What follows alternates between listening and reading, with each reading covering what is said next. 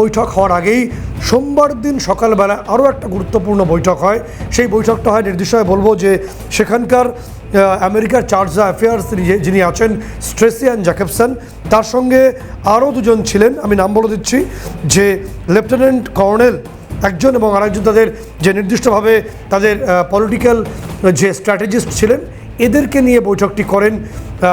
নির্দিষ্টভাবে ওয়াকারুজ্জামানের সঙ্গে। এবং সেই বৈঠকে স্ট্রেসিয়ান জ্যাকবসন তিনি জানতে চান বা কনভিন্স করার চেষ্টা করেন ওয়াকারুজ্জামানকে যে এখানে মানবিক করিডরটা হোক এবং একই সঙ্গে এখান দিয়ে অর্থাৎ বাংলাদেশের থেকে বাংলাদেশে আমেরিকার এয়ারবেস এবং তাদের যে সেন্ট মার্টিন দ্বীপটা দেওয়া হোক। এখানে ওয়াকারুজ্জামান যে পাল্টা প্রস্তাব মার্কিন চার্জ অ্যাফেয়ার্সকে দিয়েছেন বা স্ট্রেসিয়ান জ্যাকবসনকে দিয়েছেন, তিনি বলেছেন যে এই মানবিক করিডরটা হতে পারে, কিন্তু বাংলাদেশে যে 15 লক্ষ রোহিঙ্গা আছে তাদেরকে আগে রাখাইন প্রদেশে ফিরে যেতে হবে, কারণ রাখাইনে এই মুহূর্তে খুব বেশি রোহিঙ্গা নেই। তারপরে এই করিডরটা হতে পারে, কারণ ওয়াকারুজ্জামান তিনি আশঙ্কা করছেন যে এই করিডরটা হওয়া মাত্রই যেমন পৃথিবীর বাকি 60টি দেশে যেখানে যেখানে আমেরিকার সৈনিক বা আমেরিকার সৈন্য এয়ারবেস বা তাদের যে নাভাল বেস বা অন্যান্য যে সামরিক ঘাঁটি তৈরি হয়েছে সেখান থেকে কোনোদিন আমেরিকা উঠে যায়নি এবং বকলমে সেই দেশগুলোকে আমেরিকায় নিয়ন্ত্রণ করে। যেমন পশ্চিম এশিয়ার অনেকগুলো দেশ আছে, ইরাক রয়েছে, সিরিয়া আছে, বললে প্রচুর দেশের নাম হয়ে যাবে। ফলে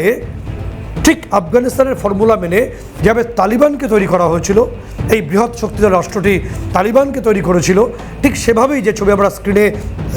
দেখতে পাচ্ছি বা যে ছবি উঠে আসছে, যে ঠিক একইভাবে স্ট্রেসিয়ান জ্যাকবসন তিনি কী কারণে কক্সবাজারে এই রোহিঙ্গা কলোনিতে গিয়ে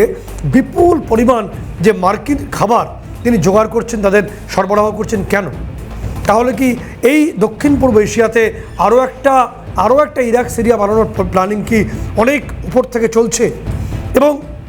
যেভাবে তালিবানকে তৈরি করা হয়েছিল ঠিক সেভাবে রোহিঙ্গাদের রেডি করা হচ্ছে, সেটা ওয়াকারুজ্জামান বুঝে গেছেন বলেই তিনি কি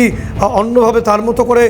এই নির্দিষ্টভাবে পদক্ষেপ নিচ্ছেন? কারণ দুটো বিষয় বুঝতে হবে, যে এক্ষেত্রে যদি ইউএসের তরফে এই তারা অন্তর্ভুক্তিকরণ ঘটিয়ে ফেলে বাংলাদেশের বুকে, তাহলে বাংলাদেশ সৈনিকের বা বাংলাদেশ সেনাবাহিনীর কোনো ভূমিকা সেক্ষেত্রে সে দেশে খুব বেশি থাকবে না।